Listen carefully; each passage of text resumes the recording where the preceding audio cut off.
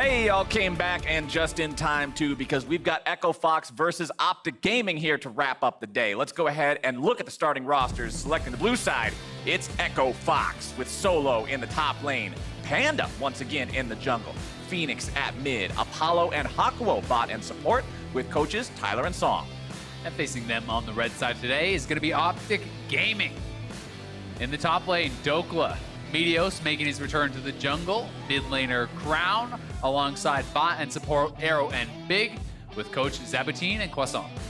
I'm really glad that you read their name because you can pronounce his name so much better than I can because I'm not Canadian. So I really appreciate you. I'm just letting you know that right now. And while rosters are locked ahead of the playoff race, both of these teams are swapping junglers, each with vastly different pedigrees. Yeah, last week, Echo Fox started Panda to mixed success. He had some really good moments, but he wasn't the magic bullet, right? He wasn't the cure-all for this team. Right. And he is a very young player, so he's still got a lot of time to develop. Meanwhile, OpTic Gaming have two junglers with plenty of LCS experience between them, and they've been using both for matchup-specific bouts. Yeah, exactly. Each player faces teams they feel like they know, right? Both of them seem to be really on the same page that they're okay with swapping back and forth. Meteos talked about it's not like he's getting subbed out for someone who's just some random jungler. He feels like this team has two really good junglers and both have strengths and weaknesses, and you should use what's best for the team, right? That makes a lot of sense to me. And Meteos today is going to be the guy making the start, and I think despite the fact that Meteos has had a poor record with this team this split, individually, I think he has been having a lot of success on stage. He has looked good. And Echo Fox is in a very similar situation to what FlyQuest was in just last game, because Echo Fox started off in the first 4 weeks of play going 1-1 each and every time, ending week 4, 4-4. And in the past 2 weeks, they've 0-2'd back-to-back, currently sitting at 4-8. So they're really wanting to break that 4-game loss streak, especially considering after this, you only have 2 more weeks of regular play to go through, and they're fighting for those playoff spots. Yeah, we're closing in on the end of this season, right? It's week 7, day 1 here. Not a lot of League of Legends left to play, but there's still a number of teams very, very close in the standings, so it's still certainly attainable for any team to make playoffs. You just have to kind of show consistency down towards the latter half of the split. The best time to start dominating the standings was week 1, day 1. The second best time is now, Ezreal. I believe that's an ancient Chinese philosophy or something along those lines. But either way, we're into Champion Select, and it's Thresh and Nocturne banned out by Echo Fox, getting rid of a couple of spooky champions, as OpTic Gaming thinks nothing is more spooky than a mage, 80 carry, split push, hybrid, tower taker, whatever Abomination Miko is now, after people have discovered the Rage Blade build. Yep, I would concur with that. Take away that one. The Lucian, another that has been falling through, I think, a lot more pick bans, but some people do kind of throw it out there as a bit of a flavor ban. Sometimes it's actually not banned and just not picked at all. Not as dominant as it has been in the past, a couple patches ago, where it was really sitting as almost 100% ban rate. Has received a few nerfs now, and thus it's kind of more up to the teams if they want to go for that.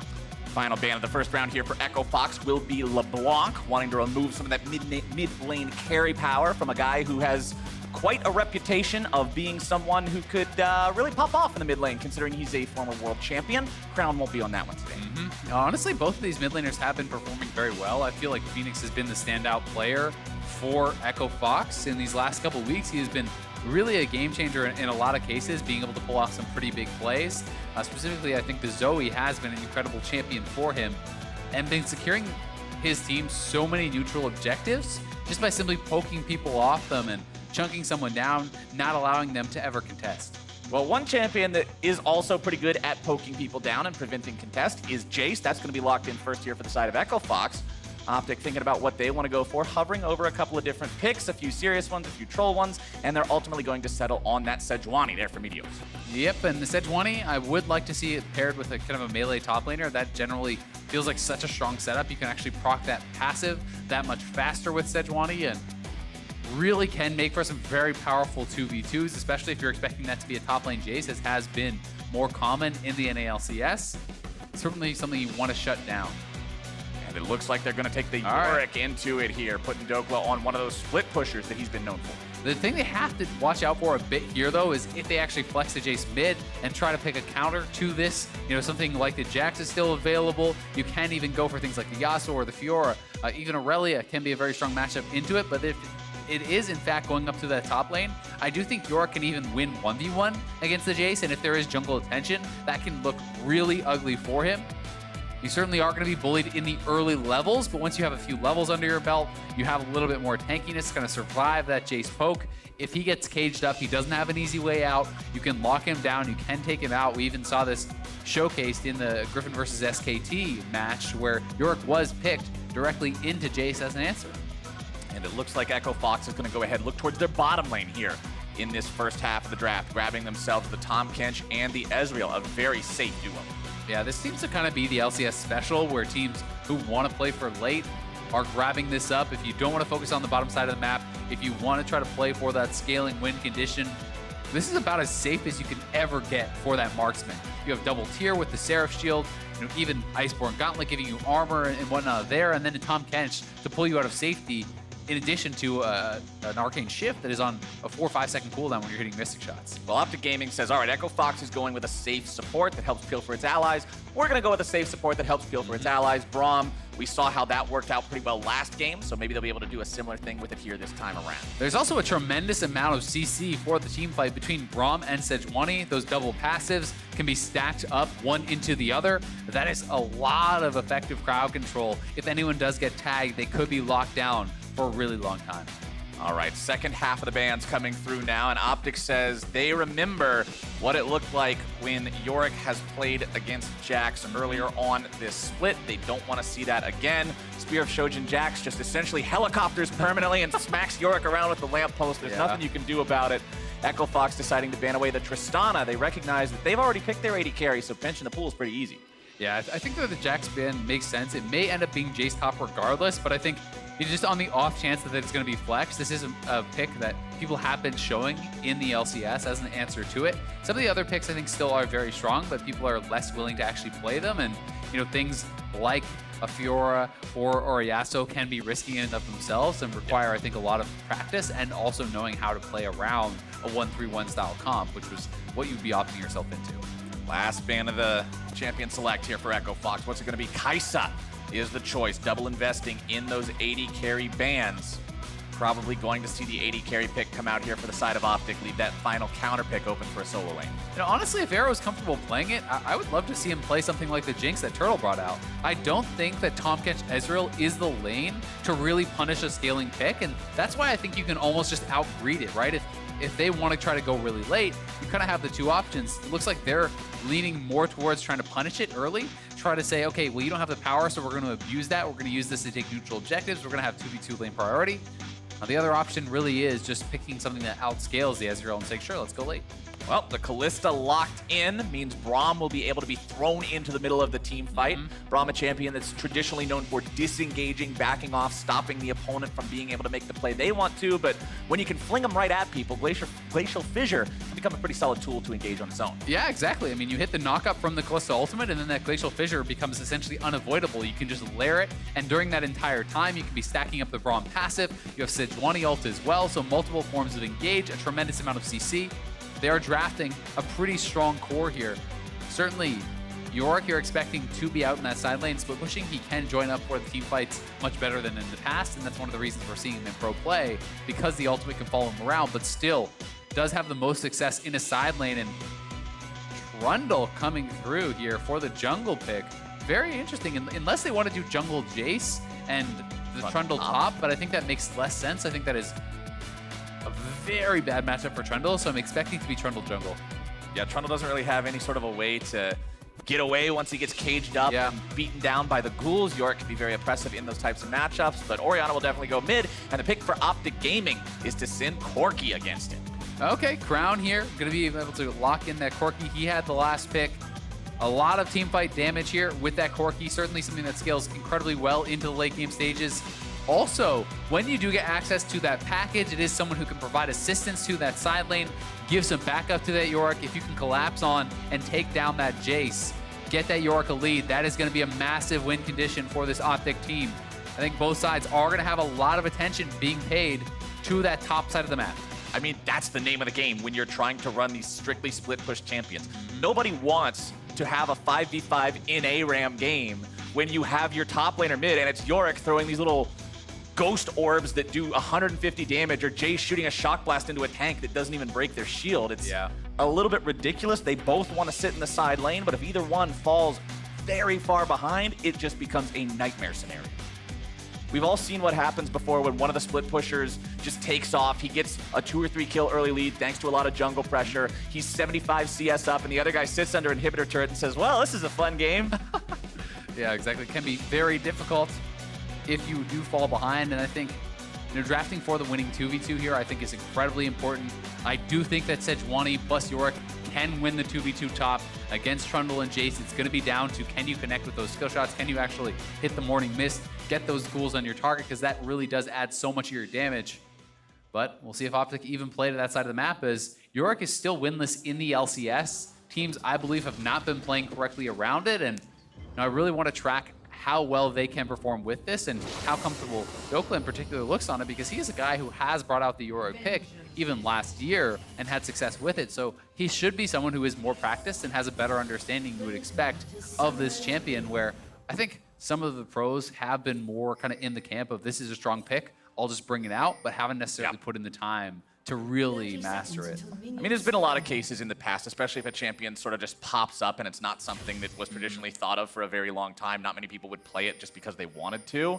That it becomes popular, and all of a sudden you're saying, oh, okay, I guess I have to play this thing, but you don't know that mastery. You're not super familiar with it, but when that fits in your wheelhouse and you've got that experience, well, I expect you, and not just you, your entire team, to know how to play around that. Yeah, and it's one of those interesting things that I think you kind of do see in pro a fair bit, whereas if a champion is not mechanically difficult, people sometimes overlook, I think, where the kind of mastery curve is. And one of the things I always kind of like to talk about is, old Nunu and Singe.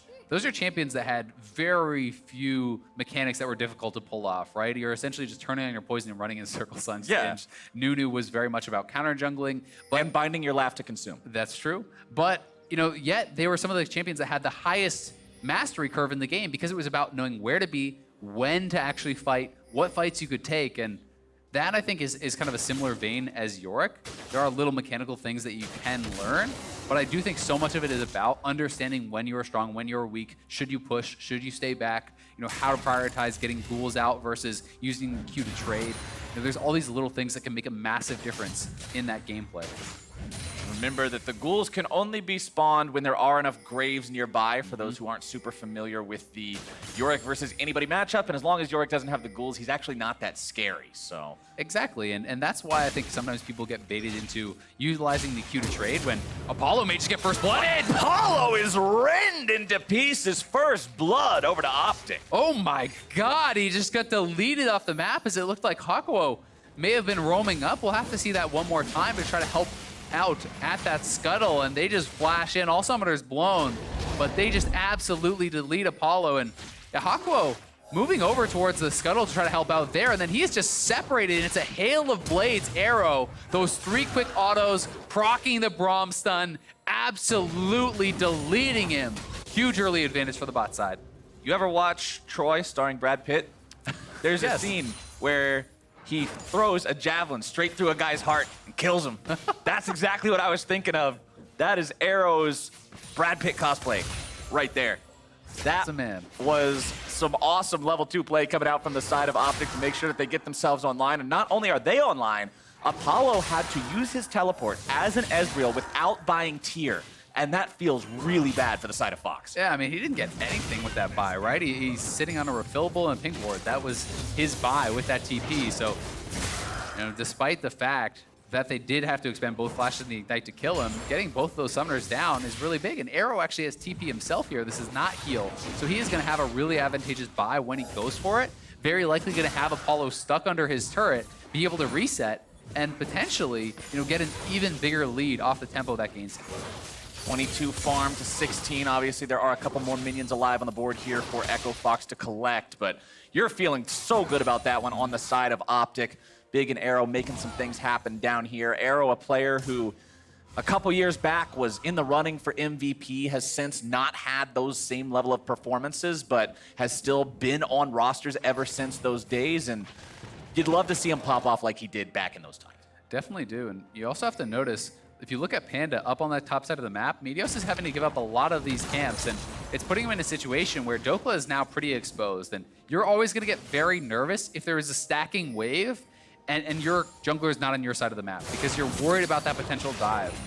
For now, though, it is Meteos down to the bottom side of the map. That is Devour down, so there is potential to try to play aggressively as that early rank of Devour is a very long cooldown on Tahm Kench, sitting up at like 22 seconds or so. Yeah, rank 1 is actually even higher, 28 seconds. Yeah, there you go.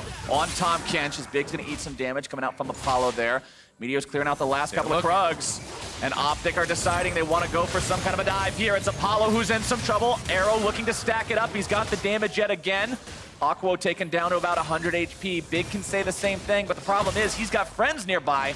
Hakuho at least has the turret to try to help him out a little bit here. He won't be taken down, but that's 2 deaths now on Apollo. Yeah, that is massive, and he's going to have to make the long walk back, losing a lot of these minions in the process. This is going to give them easier access to that early Infernal because they have this big lane priority in that 2v2. And despite the fact that Solo is up, a decent amount of farm, it's been Trundle dominating the top side of the map and spending his time up there. So Dhokla is playing it right.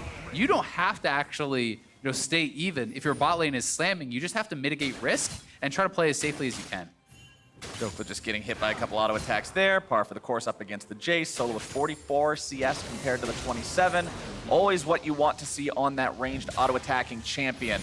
Conqueror for both of these guys, so plenty of ability to deal damage as the game goes forward.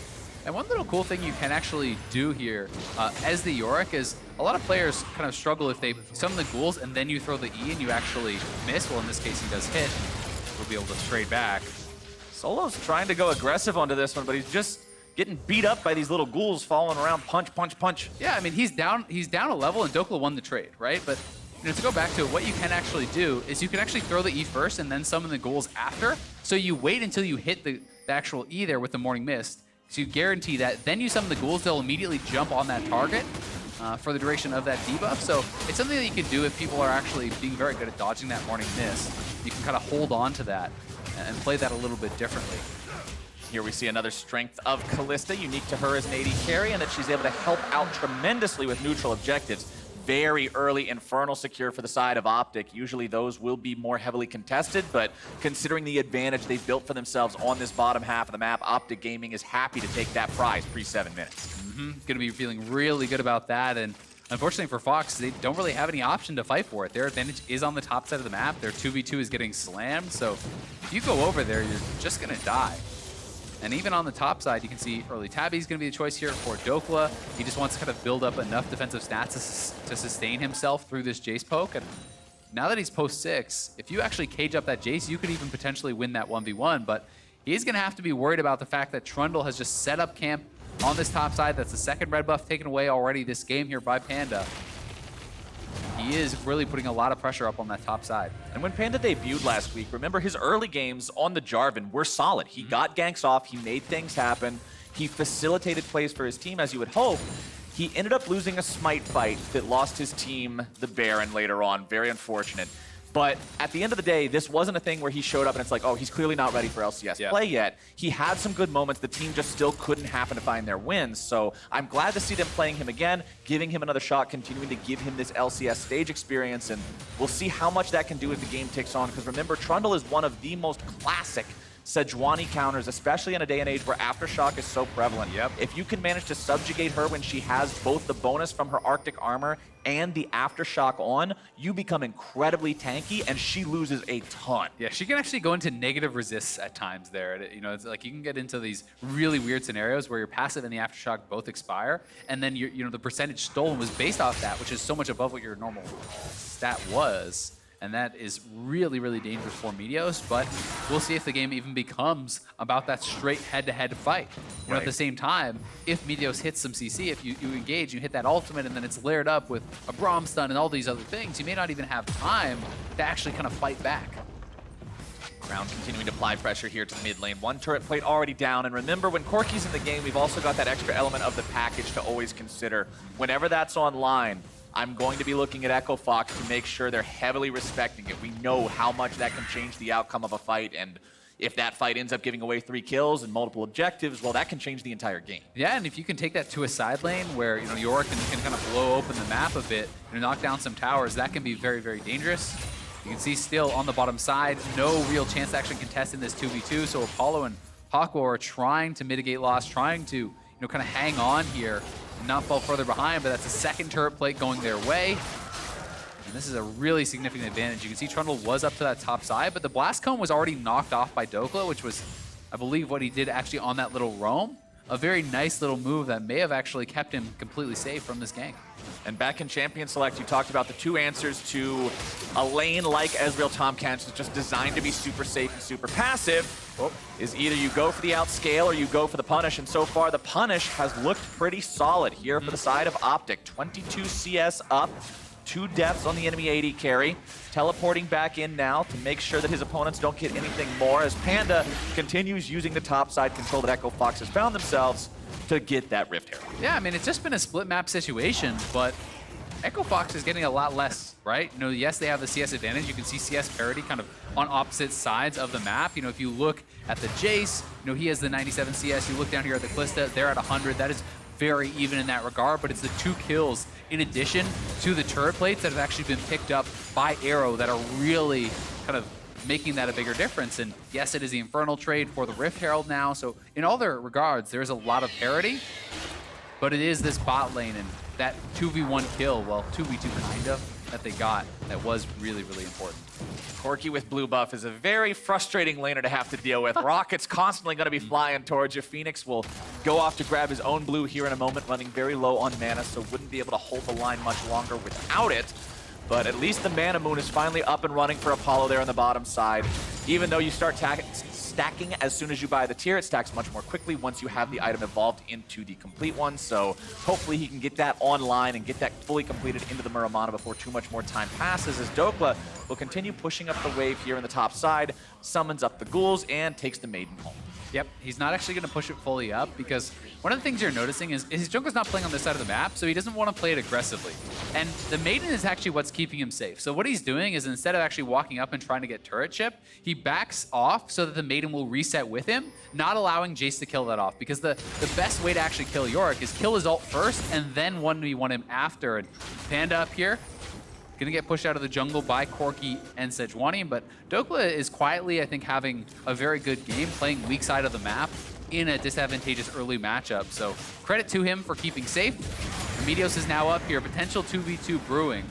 Rift Herald summoned up. You'll love to see it before that 14-minute mark. Here we go. Headbutt, boom! 2 turret plates. As now the fight could be breaking out. OpTic just decide all they want to do is force Echo Fox back long enough, get rid of Shelly, keep the turret alive. The 2v2 is not the name of the game here. They know how strong Trundle and Jayce are in a situation like that, especially with the Maiden unavailable. Yeah, the Maiden gets smited down, gets taken out, and there's no ghouls available for Dhokla, so certainly not in a really strong position, but not able to dive that either, so it will just be the turret plates. They're now going back for yet another red buff here. You can see that Fenix is trying to shove mid lane as fast as possible to keep Corki pinned, but down on the bot side, oh, Arrow again continuing to just keep his opponent back.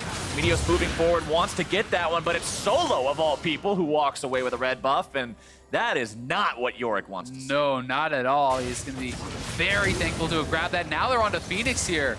That was Meteos' flash from Fenix there, so it is an even trade.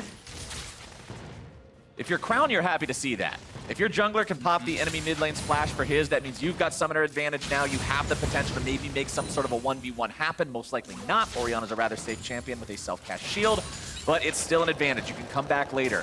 Fenix wisely taking the cleanse into the Sejuani matchup. You see most mid laners do that against this champion because otherwise you're just dead when he presses R. Yeah.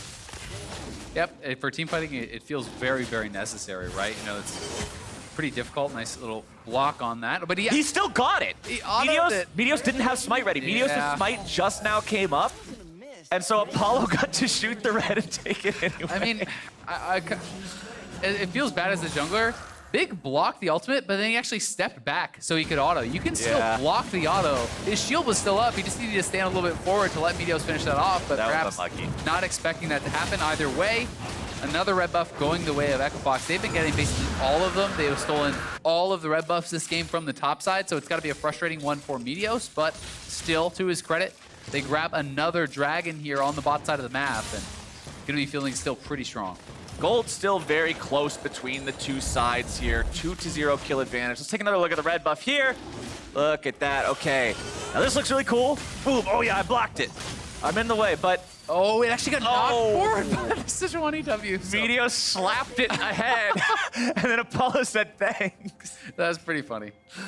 Okay, it happens sometimes. It happens. That's League of Legends. But Echo Fox, although they've done a good job keeping the gold very close to OpTic here so far, 15 minutes in, OpTic still have those Drake bonuses. And as the game goes on, Corki, Yorick, and Kalista will all love having that bonus AP and AD. Yeah, and a couple bonuses to grab here just from the bounties. You know, if you look across, you can see that there is a bounty on both the Corki, the Kalista, as well as Jayce on the other side. And these are guys that people certainly are going to be wanting to target. And if you look at team fight potential, you know, when you do get into that team fight stage, a couple of kills can certainly swing the gold very heavily in one side's advantage over the other. Blade of the Ruined King done for the Kalista means Arrow's pretty scary if he gets to stack those up on single targets. If you look at the defenses of the enemy team, I mean, Trundle's stacked health. He's got a Ninja Tabby, but other than that, there's nothing. Jayce is going to build damage heavy. The only thing he'll ever get is the HP from Black Cleaver. So again, Blade of the Ruined King doing some things there. As Solo will continue pushing up here on the top side. As you said, once there's some items on the Yorick, then he's not super afraid of Jayce in the 1v1. He'll be able to withstand him, but for now, and with the advantage that has already been built up through the presence of his jungler on that top side, Solo is comfortable. Yeah, he's definitely very comfortable. And a lot of it has not been about the 1v1. It's been about the pressure that Panda has played as they're going for a dive on Fenix. Bottom side, Big's going to be thrown in, looks to find the CC, but they do not have the ability to make this one go all the way, not when reinforcements are coming in. They will get the TP and the Tahm Kench ult for their troubles. Yeah, not too bad of a trade, but a lot missed there by Big. You know, he missed the knock-up, he missed the Q, it looked like. So they do get some of those globals out. They're going to feel pretty good about that, especially for the time that it actually buys Yorick. I think that is the biggest win here, as Yorick will be able to walk up to the turret and get some free damage down. It really does kill them turrets quick. Apollo's got 200 HP left after eating a phosphorus bomb and a rocket coming out from Crown's Corki there in mid lane.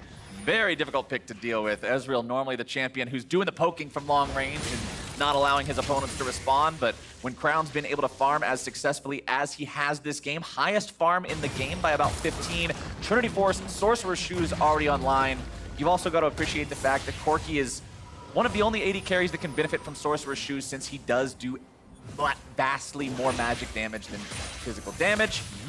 Makes the Rockets that much scarier. Him and Ezreal really the two that we see building that a lot these days, and Ezreal is more of kind of a recent thing that he has started to do this. It looks like they're actually maybe giving this blue buff over to Ezreal, trying to allow Apollo some flexibility there. Fenix may just not feel like he needs that additional mana, has been doing okay by himself there, and it is another Infernal coming up.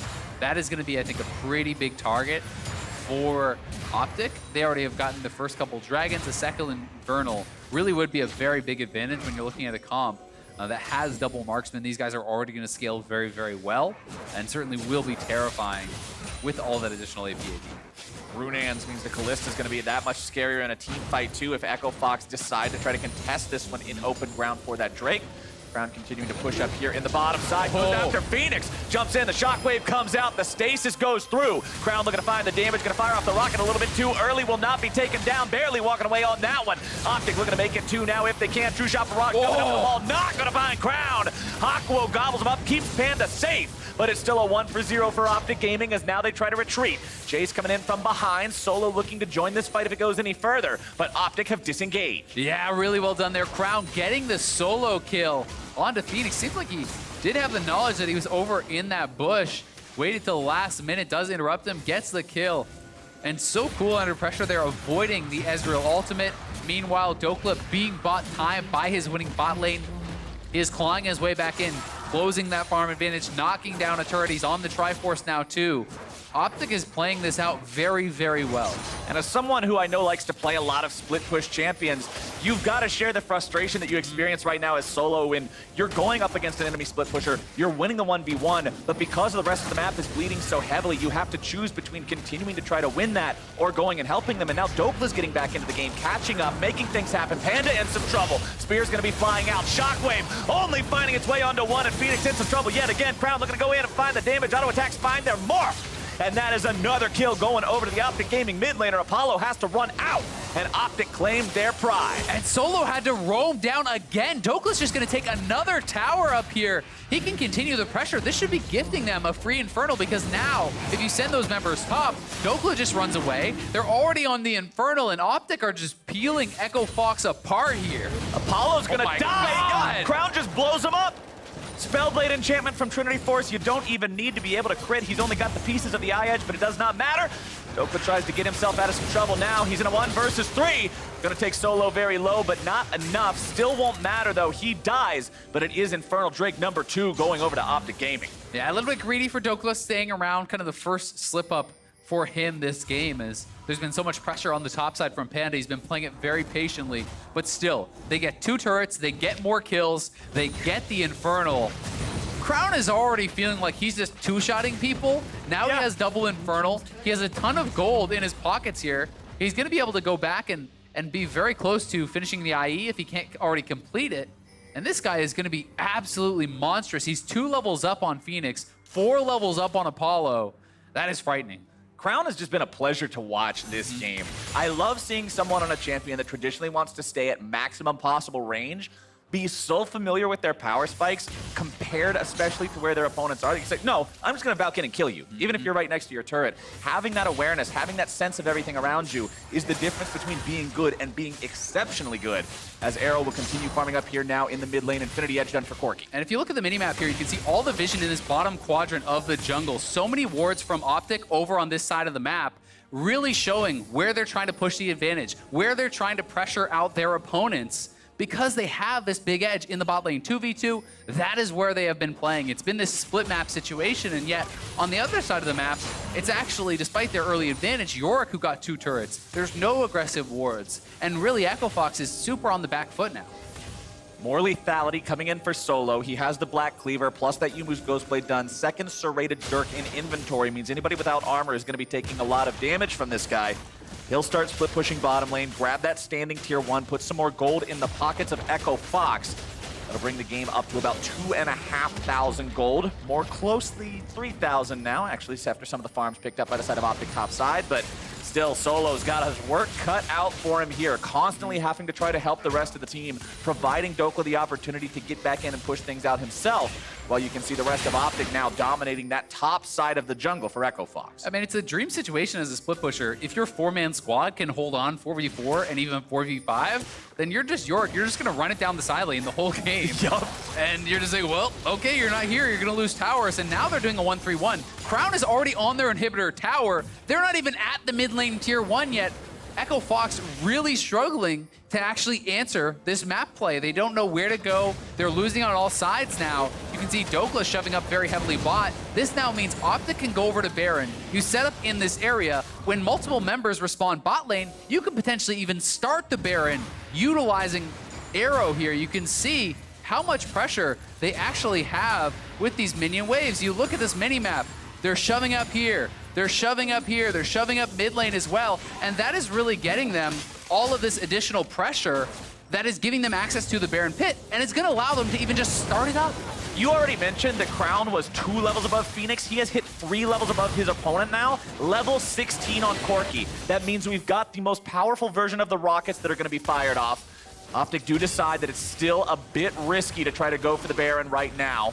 I mean, look at Jayce. Jayce is saying, well, I got to go to the team. Well, what if we lose Baron? Well, Dhokla's just going to keep running down. It's like, hey, what's up, buddy? Yeah, he's just going to keep going for those turrets. And Solo not able to finish off the Maiden, so Dhokla could even reset, heal that back up if he wants, but the pressure is continuing, and Solo now face checking in.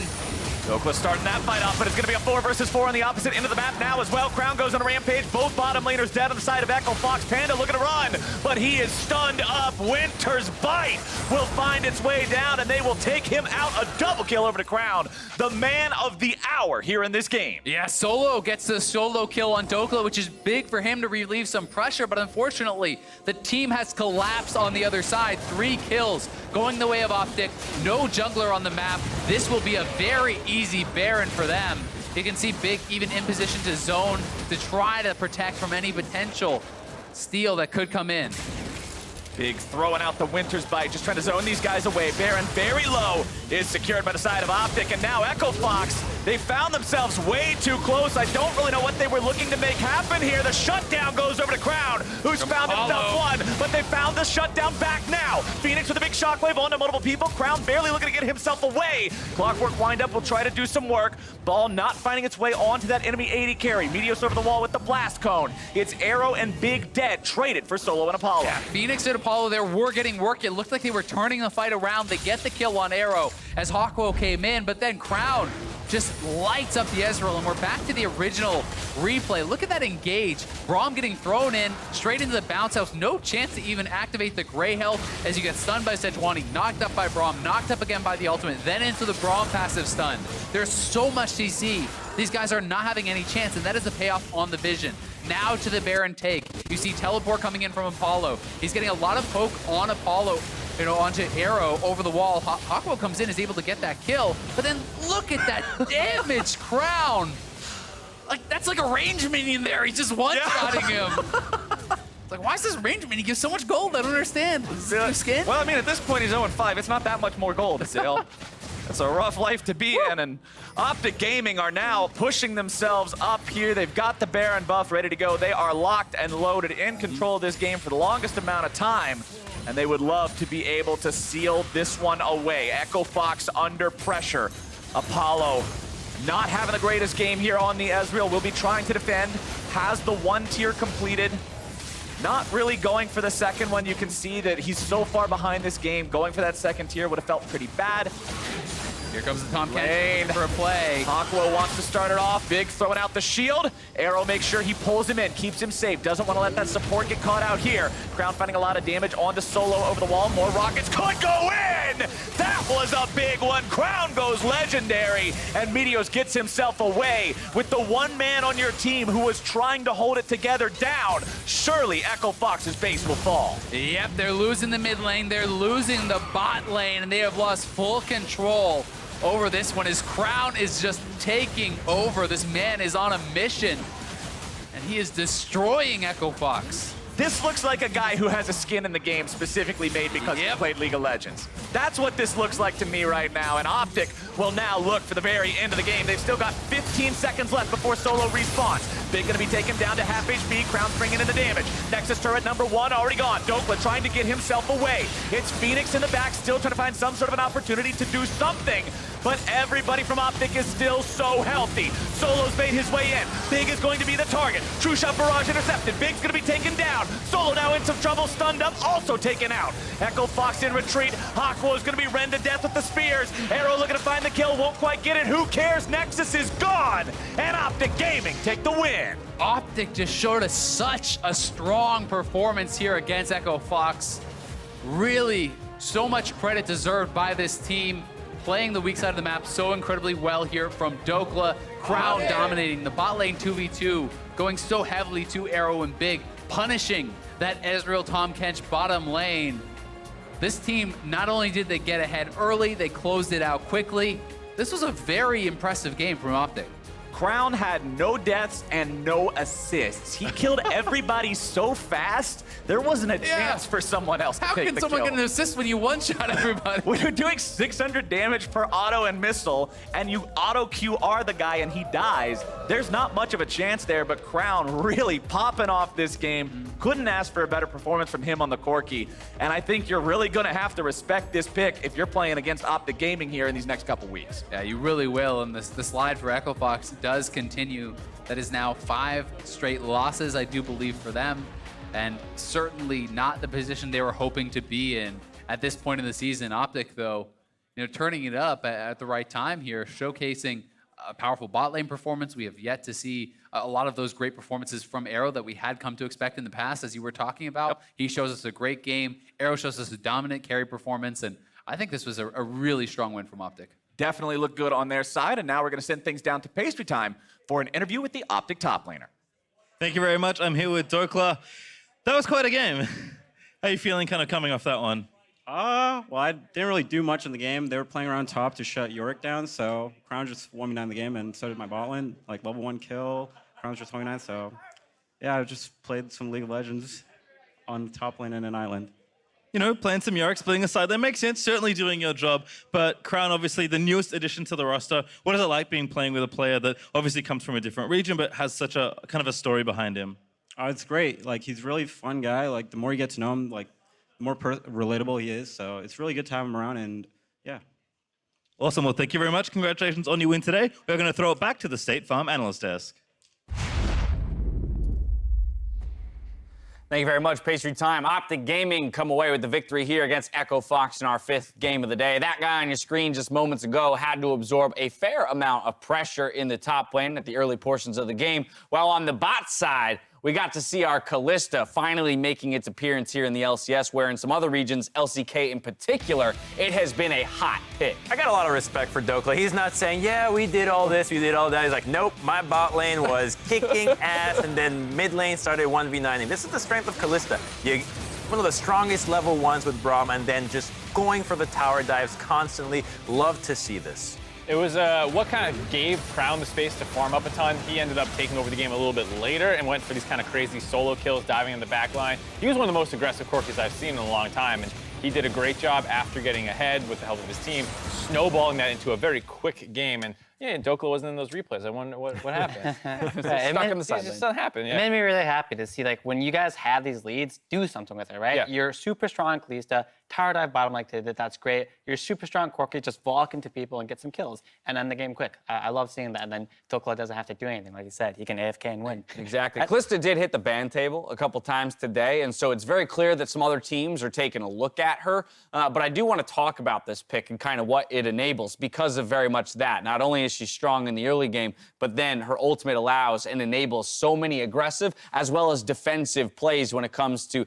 working alongside her support. Well, Echo Fox picked essentially like a poke comp with the Trundle. You put the pillar down, you start shooting out your poke, and Kalista's really good at dodging a lot of skill shots as well. So she's hard to deal with in that situation, great at with the engage. You can pair her with Braun, Galio, Shen, Alistar, you name it. There's just so many different ways to play her that it makes it really easy for the teams that have a hard time engaging to have a go button. It's like, okay, you're the one that has to do it. If you're not doing it, it's very clearly your fault. And I think it makes a lot of sense more generally just in the meta with how important early game is, it feels like, with how important objectives are. She's great at both of those. And then you can still get like carries in other positions. Like the fact they combo with a Corki, another backline marksman who's going to hyperscale, like you lean on the Kalista early and then someone else takes over mid to late. I think those kinds of comps are especially good. Yeah, she can help bridge that gap from early to mid to late. Then the Corki starts to take over. So let's talk yet again about our player of the game in this one, Crown. What a performance and scoreline from this guy. Right. All they had to do was put a little bit of resources into him, burn the mid laner's flash, then you see this guy getting insanely huge, getting solo kills on Ezreal. Like, I think Apollo died solo like 5-ish times that game to like Kalista and Corki throughout, so I don't think he was having that great of a game. But, it takes a good player to recognize people making these mistakes and capitalize on that, and that's what Crown was doing. Yeah, and the whole team was playing pretty aggressive around him. There's that one situation where they fought bot lane for like 2 minutes, and the whole time Dhokla starts at tier 1 and gets almost all the way down to inhib turret. And no one ever had a chance to go up there because Crown and Arrow were both making plays. All right, it's great to see our first Kalista here, well, later in the split, that is, as it's rising in popularity around the world, and for OpTic to pick up another win. Seem to being on the uptick as well. Let's track those teams in the clump. As we wrap up the day, take a look at the standings, see how they stack up. Team Liquid, they reign supreme and seemingly won't be relenting first at any time this split, with the clump still seeing its usual shifts. What do you mean? There's an awkward middle part of the clump. Oh, no. What is that middle thing? TSM's not that far away of the clump. I would say TSM is still, like, it's not the cream of the clump, still, it's the crimp. They still look pretty good, right? Right? They're I don't still know. pretty good, but Are we able to sell our stock still? a few games, like if You literally just bought them today. if they lost today, they're in the clump. True They fact, fall right actually. back on the, and they were on the verge. They very much were. It is an interesting, bottom-heavy standings without a doubt. We do have that playoff race still remaining wide open for a number of our teams. And so I do want to take, before this devolves too quickly, take a look at predictions for the day. We had a fair number of discrepancies here. Crumbs, your first outing, my friend. What do you have to say for yourself? No. Well, this is part of my investment in my portfolio. I played it for the long con, but You know, it's kind of depressing. Mark is catching up to me. I'm not gonna lie. He is? It's a tight race all of a take sudden. safer picks and drop my clutch stack that I can't do because I want to sell, but I can't advance. I'm wondering if Mark is just like in cahoots with StatsBot behind the scenes I or predicted something. against StatsBot last week. Yeah, but I'm saying this week you started make it aligning, look and guess real. what? Boom, you're 5-0. You guys trying to flame me on week 2, week 3, and the entire time I was like, I'm not worried. Like, I'll be fine. I'm fine. He's scaling. He's two scaling. two like you behind said. in that race. Unfortunately, we don't have season totals for you. So Well, I thought I started at 100% already. You're right. You know what? So yeah, that's what it is. You are 65 out of 65. Well done, Nailed it. Crumbs. It is such an interesting year where it is so difficult to predict on so many levels because, again, of the constant shifts. You've got teams going on big runs and big falls or valleys within any given week, it seems. It feels like outside those top 3, which it took a little bit of time to even identify to get there, but outside them, the clump area is completely up for who's playing better that weekend. Did you have a good week of scrims? Is the patch something you figured out a little bit quicker than the other teams? And that feels like what's determining a lot of those middle of the place games. Very much so. Oh, go ahead. I mean, this is like the first season where we had so many teams that were in a clump for so long, right? Like we literally brought up a term, the clump steros or the clump. I don't believe we've heard that term before in the previous seasons. And it's just like there's so many teams that are down here together.